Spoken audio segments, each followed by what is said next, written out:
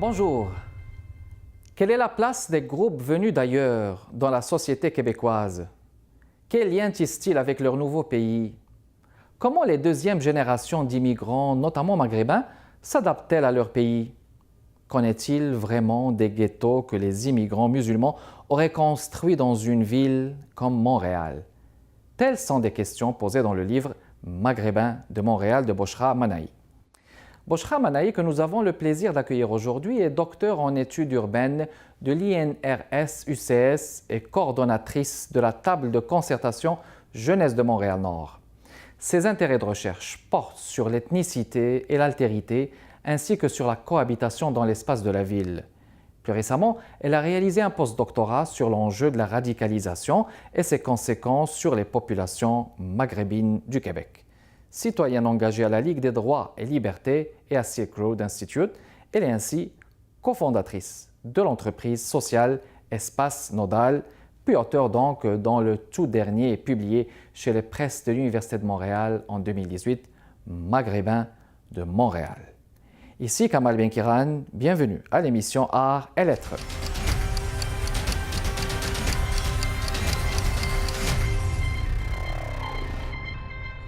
Bochra, bonjour. Merci d'avoir répondu à notre invitation. Vos thématiques de prédilection, vous travaillez beaucoup sur l'altérité, l'identité, les trajectoires d'immigration et de migration. En quoi, par exemple, l'altérité et l'identité vous interpellent dans la thématique de la cohabitation dans l'espace de la ville et l'urbanisme en général? Alors, bonjour et merci beaucoup de l'invitation. Ça me fait vraiment plaisir d'être ici.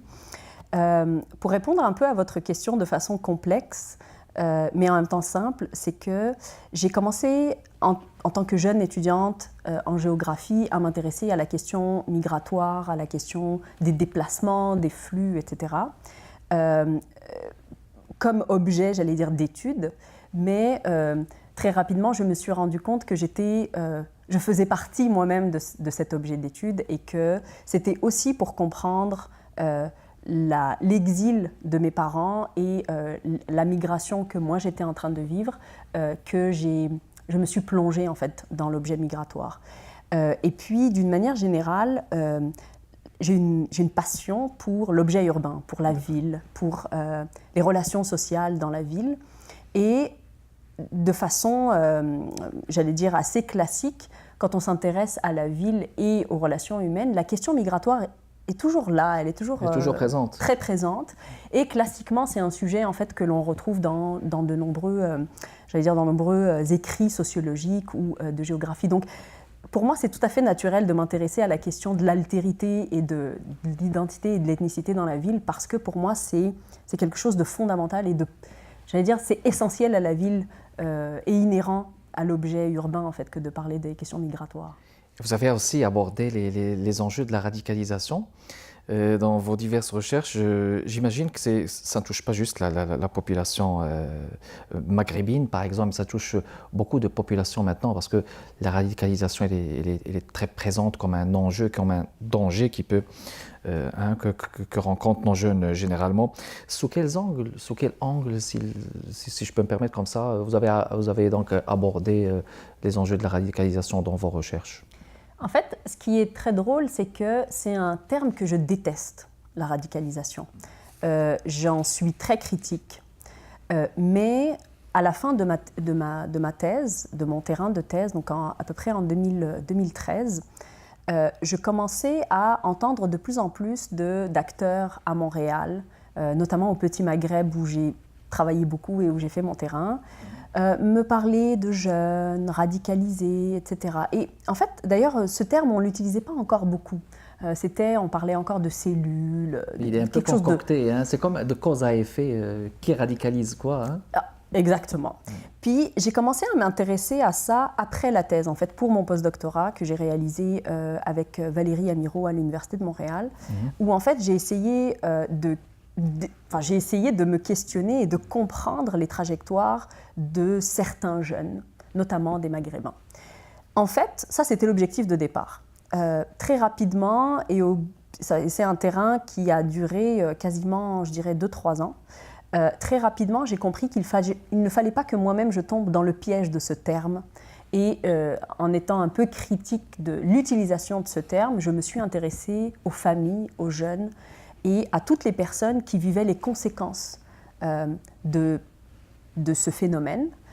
Mais ce phénomène, il ne fallait pas qu'on tombe collectivement dedans et qu'on s'engouffre dans une espèce d'obsession de la radicalisation. Fait que je le couvre en essayant toujours de raconter la vie des gens et de raconter comment, à des échelles très très différentes, donc là c'est la géographe qui parle, à des échelles très très différentes, au niveau québécois, au niveau fédéral canadien, au niveau de la ville, au niveau des cellules familiales, donc de l'intimité familiale, il y a eu cette espèce de... les personnes ont été réquisitionnées par ce terme de radicalisation. Puis j'essaie de décrire comment au Québec... Comment ça vient inconsciemment, hein? Exactement.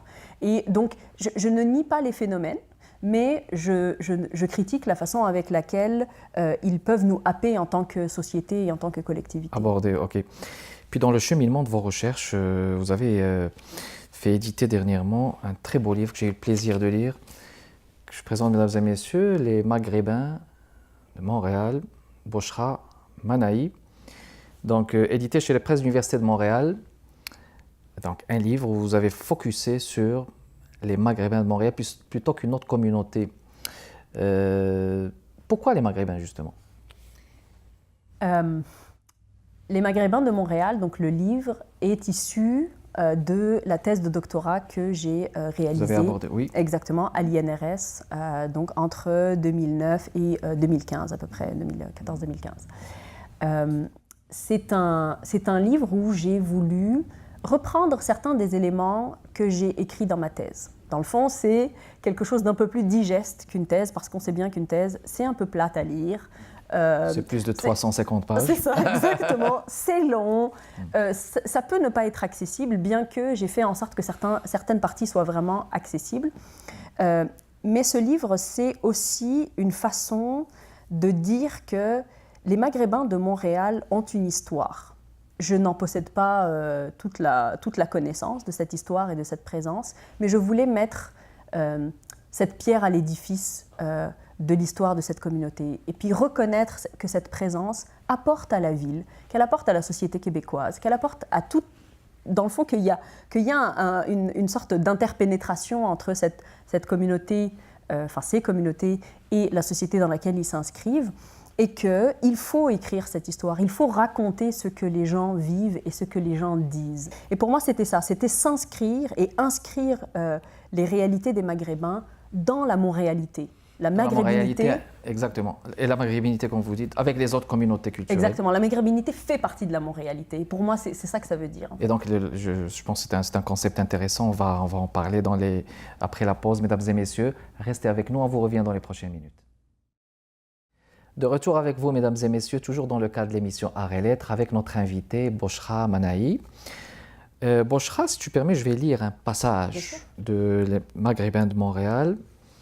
Un passage à la page 63, et je commence. La migration, ou le fait d'être une minorité, induit des bricolages et des reconfigurations communautaires. Certains éléments participent alors de la formation symbolique de la communauté et de son marquage, tels que les événements religieux, traditionnels, les associations communautaires et leur événement.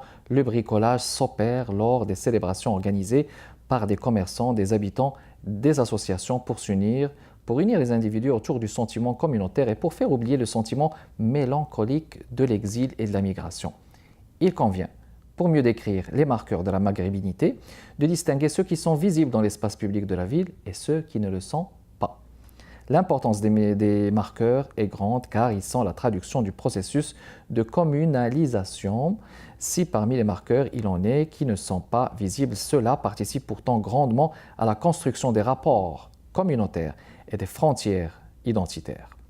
Parmi les marqueurs ethniques non visibles, on exposera les associations et les médias communautaires. Donc là, on peut voir plus ou moins l'apport des associations maghrébines et des médias communautaires pour, je veux dire, peut-être l'épanouissement de la communauté maghrébine au sein du microcosme de la société québécoise. Mais pourtant, ces associations, ou ces médias ne réussissent pas tous. J'aimerais connaître votre appréciation de la chose, justement. J'analyse, mais je ne suis pas la seule à le faire, ces espaces, comme je le disais, qui sont visibles ou pas, comme des opportunités pour les individus de vivre une relation à leur pays d'origine, à leur religion, à leur groupe linguistique d'appartenance, à leur groupe ethnique, etc. etc. Ce sont des espaces dans lesquels il se développe justement des relations, une socialisation, une attache. Mais je crois profondément que ce sont des espaces qui se construisent en s'hybridant, si je peux dire ça comme ça. Et qu'au départ, il y a des espaces qui ressemblent beaucoup à ce qui se fait dans le pays d'origine. Mais que petit à petit, avec la socialisation dans le pays dans lequel les immigrants habitent en général, ces espaces se transforment. Puis, vous avez dit, ils réussissent ou ils ne réussissent pas. Je ne dirais pas ça comme ça. Je dirais que dans le fond, ils se transforment au gré encore une fois, de l'interpénétration ou de la connexion et de l'interrelation qui se fait entre les immigrants et la société. Au final, en s'améliorant, si je réutilise votre proposition, ces espaces ressemblent de plus en plus aux besoins de ces communautés, des deuxièmes générations notamment, je ne sais pas moi, par exemple des femmes. C'est-à-dire que dans le fond, ils ressemblent de plus en plus à ce qu'est devenu le groupe plutôt qu'à ce qu'a été le groupe. Mais dans le fond, est-ce que le fait justement d'organiser à l'aide d'associations trop d'activités communautaires, est-ce que ça ne pourrait pas être peut-être l'insigne ou quelque chose là qui va se développer avec le temps d'un repli vis-à-vis de la société québécoise? Est-ce que vous pensez que ça ne pourrait pas représenter un danger s'il y a beaucoup d'activités communautaires, je dirais? Je comprends votre question et je comprends le souci de saisir le fait que la communauté doive faire partie d'une société. Je partage aussi ce souci et je tente toujours de ne pas sombrer dans cette espèce de peur, comme en France, par exemple, du communautarisme. C'est un gros mot en France. Puis, j'ai essayé plutôt d'observer, par exemple, durant plusieurs années, ce qu'apportent en fait ces espaces-là. Et peut-être que c'est l'optimiste et la positive en moi qui essaye de surmonter le cynisme, mais je crois que ces espaces-là participent réellement d'une socialisation telle que la société, en fait, la demande. La demande, exactement. Et qu'en fait, moi, je trouve qu'on ne regarde pas assez ce qui se fait dans les médias communautaires, dans les associations communautaires, et que même ce sont des espaces, j'allais dire, sur lesquels on devrait mettre plus de lumière. Et si on mettait la lumière dessus, et là, c'est le rôle de la société en général. De s'intéresser. Exactement. Ce n'est plus le rôle des personnes qui mettent en place ces espaces-là, qui sont nécessaires. Moi, je ne fais pas partie de ceux qui disent « Ah, c'est ou la communauté ou la société ». C'est les deux. C'est les deux. La socialisation, une socialisation équilibrée avec une connaissance d'où on vient, en fait, pour des jeunes générations, par exemple, passe par ces espaces-là. Alors justement, dans votre livre, vous avez parlé de, je ne sais pas si on peut appeler ça un concept, mais vous avez parlé de maghrébinité. Est-ce que ce n'est pas un vecteur fort justement pour que la société ou la communauté maghrébine se solidifie et devienne beaucoup plus forte par rapport à d'autres communautés et pour s'implanter aussi au sein de la société? Comment est-ce que vous la définirez même, la maghrébinité, si je vous demande de la définir? Mais dans le livre, ce que j'ai essayé de montrer, c'est comment, par exemple, un Tunisien, un Marocain ou un Algérien, entre guillemets, si je parle vite, quand il débarque à Montréal, il est d'abord un Tunisien, un Marocain ou un Algérien. D'abord, avant tout. Et puis, il va avoir des espaces de socialisation, par exemple des associations, des médias, des lieux de culte. N'oublions jamais, les lieux de culte sont très importants dans la socialisation des personnes qui viennent d'ailleurs, quelles que soient les communautés, haïtiennes, latino, etc.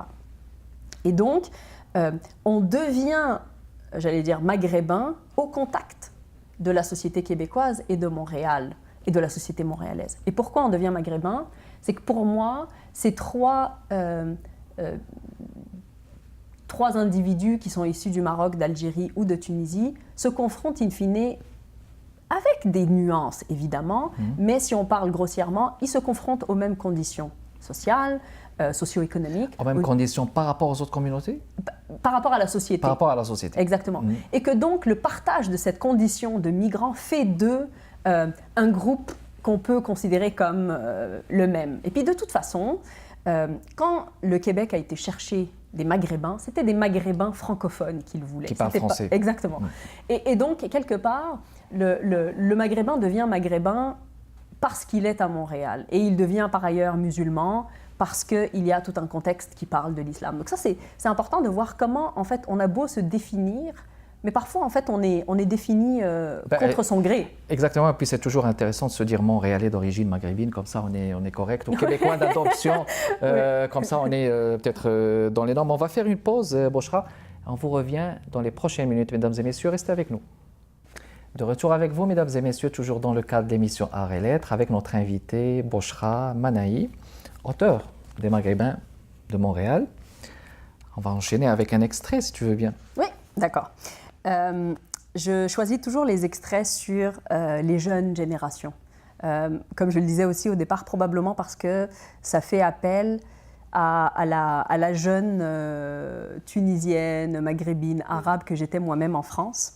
Dans le fond, j'expose dans le dernier chapitre les réalités de cette prochaine nation. Et donc c'est à la page 152, les expériences citoyennes de cette jeunesse, aussi diversifiées que celles de leurs parents, peuvent trouver écho dans celles des jeunes haïtiens que la littérature en sociologie, en travail social ou en études urbaines a tenté d'analyser. Et là, ça c'est un point qui me semble important. Le défi consiste à les considérer comme des citoyens qui tentent de se trouver une place, autant dans une société que dans une communauté qu'ils ne souhaitent pas nier, parce qu'elle apaise leur identité de Marocains, de Maghrébins ou de musulmans. Ils sont des êtres hybrides à qui l'on refuse une appartenance multiple et que l'injonction à s'assimiler oblige à vivre un conflit intérieur ou un conflit de loyauté.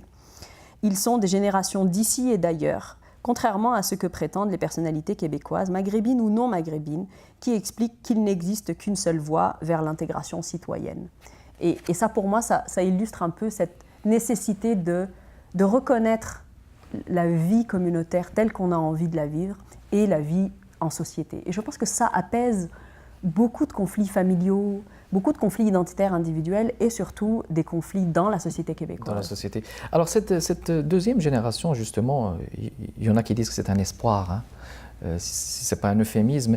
Mais vous, de votre point de vue de chercheur, Bochra, comment est-ce que vous pensez que la deuxième génération s'adapte d'abord à la société et à leur maghrébinité aussi? Moi, je dirais que, en fait, la socialisation, notamment par l'école, par les espaces de loisirs, par la télévision, par la consommation culturelle, par la consommation des réseaux sociaux, etc., fait que ces jeunes sont des Nord-Américains, Canadiens, des Québécois et des Montréalais. Moi, je pense que c'est... Quatre choses à la fois, c'est intéressant. Parce que je pense que... quoi qu'on pense du débat sur la souveraineté, etc., nous sommes nord-américains. On est en Amérique du Nord, on n'est pas en France. Par notre emplacement géographique. Exactement. Par notre emplacement géographique. Oui, alors là, la géographe en moi dit... C'est sûr que nous ne sommes pas seulement déterminés par là où nous sommes, mais ça dit beaucoup de nous et ça nous forge quand même. Et puis, là où je suis peut-être un peu en doute et où j'essaye encore d'observer et de faire du terrain sur les jeunes générations, c'est que je peux voir dans certains contextes, sur certains territoires, par exemple à Montréal, des difficultés justement dans ce conflit de loyauté, des difficultés qui révèlent ce conflit de loyauté et où ces jeunes maghrébins, hommes et femmes, peuvent vivre des choses qui sont un peu contradictoires dans une même personne. C'est-à-dire, ils se retrouvent à vivre plusieurs vies. Mais justement, Bochra, notamment par rapport à ces difficultés, il y a beaucoup de choses qu'on entend, que ce soit des gens ou des médias aussi, de certains médias, qui parlent de ghetto. Et là, vous conviendrez que ce mot, je ne sais pas s'il est approprié ou pas, mais ghetto, ça me rappelle le contexte français. On peut parler de ghetto comme on peut parler d'enclave, comme on peut parler de silos, les silos qui sont ces réservoirs où l'on met des productions agricoles. Hein, vous voyez, c'est tous des contextes français. Mais j'aimerais savoir votre point de vue sur ce terme. Est-ce que le mot ghetto s'applique à notre contexte québécois? Non. C'est un non catégorique. Non, c'est non. Et en fait, ce qui est intéressant, c'est d'analyser la question du ghetto telle qu'elle se fait dans les recherches du point de vue statistique. C'est-à-dire un ghetto, c'est une concentration d'au moins 65%, quelque chose comme ça. Donc c'est toujours statistique. C'est souvent statistique. Maintenant, il y a aussi toute une analyse, j'allais dire, qualitative de ce qu'est un ghetto. Et ce que je veux juste garder ici, c'est du ghetto, dans le fond, c'est la capacité à être enfermé, en fait, dans un espace ou dans une condition ou dans une réalité. Et là où je pense que c'est très important, et là c'est une responsabilité, je pense, collective en tant que maghrébin, non-maghrébin, montréalais, etc., c'est de ne pas renforcer un certain enfermement que peuvent vivre ou un enfermement dans lequel peuvent se mettre certains jeunes ou dans lequel parfois certaines familles peuvent les mettre. Et donc, je crois qu'il faut toujours cultiver justement cette espèce de circulation entre la communauté et la société. Je pense que l'équilibre vient de ces circulations-là et que ce sont des jeunes maghrébins qui connaissent leur histoire et qui sont confiants dans cette présence maghrébine, qui seront des Montréalais équilibrés et des Montréalais actifs et citoyens assumés, exactement. Assumés au sein de la diversité, justement au sein de la diversité culturelle aussi, connaître votre point de vue sur le dossier de la diversité culturelle au Québec et l'avancée de ce dossier. Quel est votre point de vue de chercheur? Est-ce que vous pensez qu'il y a des avancées, oui ou non, avec ce qu'on connaît comme différentes crispations qui ont stigmatisé l'avancée de certaines communautés, comme la communauté maghrébine, le chômage, la charte, tout ça. Quel est votre sentiment? Je pense qu'on touche le plafond de verre. Je pense que réellement la démographie du Québec et la démographie de Montréal, notamment Montréal, devrait nous alarmer sur la nécessité d'une meilleure représentation, la nécessité, par exemple, que dans nos écoles, nous ayons des professeurs qui soient des professeurs latinos, des professeurs haïtiens, des professeurs maghrébins, parce que, et ça c'est quelque chose de très important, les réalités qui sont vécues du point de vue migratoire par les maghrébins, il faut toujours retourner voir ce qu'ont vécu les autres. Oui. Et les conditions peuvent être similaires. Et cette question de la représentation de la diversité, je pense qu'elle est essentielle. Et elle est essentielle dans les espaces culturels. Il faut qu'il y ait une représentation des narratives migratoires, des narratives d'exilés, des narratives maghrébines d'ici, des narratives qui racontent comment, notre version des faits, comme j'aime toujours le répéter, mais comment nous vivons les choses. Comment nous vivons. Bochra, ce fut un plaisir de vous accueillir. C'était malheureusement tout le temps qu'on avait pour cette rencontre. Ça fait plaisir. C'est ainsi que se termine cet épisode d'émission Arts et Lettres, mesdames et messieurs. Merci beaucoup de votre intérêt. Kamal Benkiran avec vous. Portez-vous bien. À la prochaine.